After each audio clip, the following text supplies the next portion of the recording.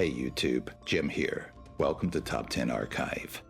You may think our world is scary, but imagine living in it during a time where monsters were thought to rule the land, air, and seas. Mythological creatures and cryptids have mostly faded in our era of logic and science, but there was a time where people thought the world was a place of gods and monsters. These 10 mythical and fantastical creatures were amongst the scariest to haunt the Philippines and brought terror to Filipino men, women, and children. As we queue up the first horror, don't forget to hit that subscribe button and click the bell for future notifications for other mythological archives.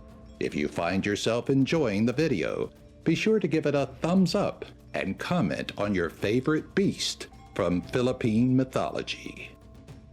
Number 10. Bakunawa. Should you speak any of the Visayan languages, you may have immediately recognized Bakunawa as the same word for eclipse, and that's for good reason. This mythical sea serpent, a giant with a large mouth and 2 sets of different-sized wings, was thought to be responsible for eclipses. The Bakunawa would sweep across the night sky and swallow each moon. But Filipinos responded swiftly and saved their moons. Banging pots and pans, the Filipinos startled and scared the oversized serpent into spitting out the moon. Other versions involve a turtle, the sister of Bakunawa, or a human girl for whom the serpent fell. Number 9. Kapre. A giant of Filipino forests, the Kapre has been likened to the North American Bigfoot, though its form may be a bit more human than the oversized American cryptid. The Filipino tree demon lives within the larger trees of the Philippines, and though they're not thought to be evil, their imposing size and prankster nature make them an imposing beast of Filipino lore. Kapres are known to disorient travelers, causing them to get lost in the wilds. Number 8. Aswang. Day or night, these vampiric fiends of Filipino folklore were feared for their nature of devouring children and unborn fetuses.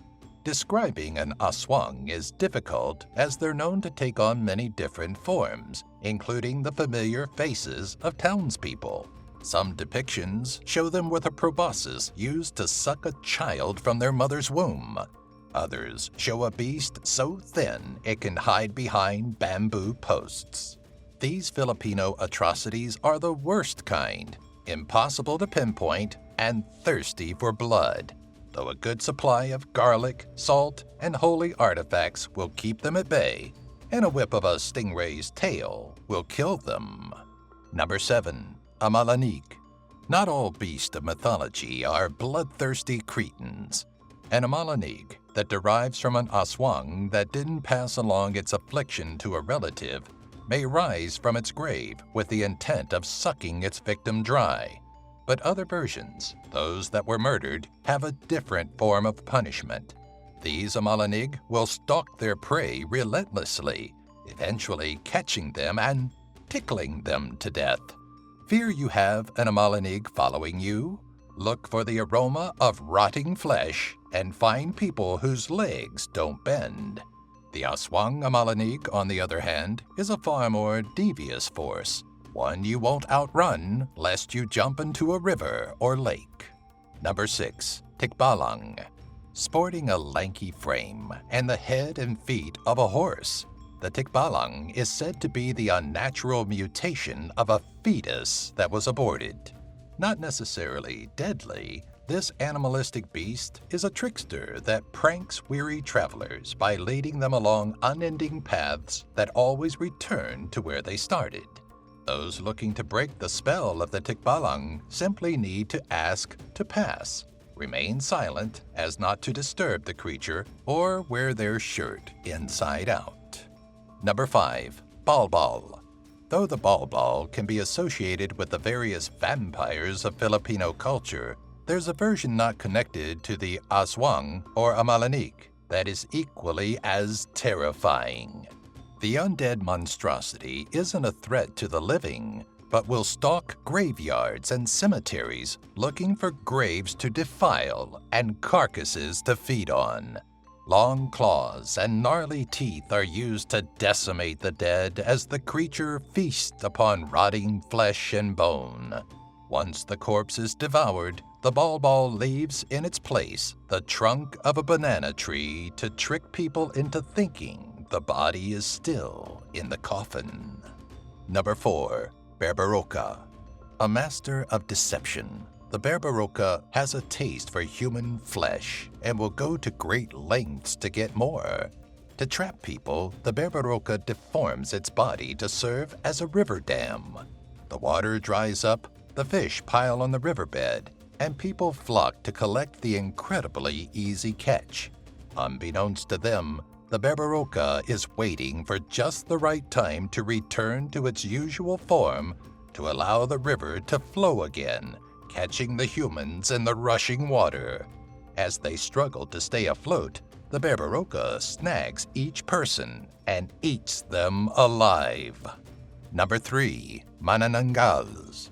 Versions of this ungodly creature have popped up in other mythologies under different guises. In the Philippines, it's a vampiric monster similar to the Aswang, though it deviates in one very grotesque way. The Manananggals can separate its body into two, allowing its winged upper half to scour the night for prey, typically pregnant women from whom it sucks the hearts of the fetus. The Manananggal is left vulnerable, however, as its lower portion is left to wait for the upper half's return. To best this Filipino mythical monster, smear spring ash and salt or crushed garlic on its bottom half. Number 2. Nuno.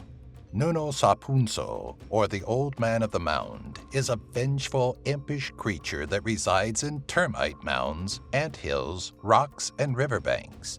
Those that trespass on its home are met with the creature's horrifying ability to place curses, including swelling of any body part and excessive hair growth. Of its more grotesque maledictions, the Nuno can cause people to urinate a thick black liquid or vomit blood. Find yourself cursed by the dwarf-like creature?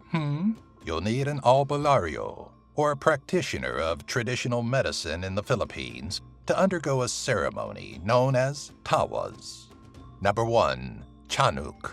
As if a miscarriage or the death of a child wasn't tragic enough, imagine those mothers that were visited in the dead of the night by a reanimated corpse of their lost child. The Tiyanak is a bite-sized nightmare brought upon by the lack of baptism or proper burial of a deceased child, be it a fetus or infant. When it returns to the world of the living, it's said to either seek revenge on its mother for a lack of baptism or funeral, or simply ask for the ceremonious burial that they were robbed of. Like vampires, the Tiyanak is resilient, but can be bested by sunlight and garlic. And thus ends our list of monstrosities. We'd love to hear your thoughts, especially if you're from the Philippines.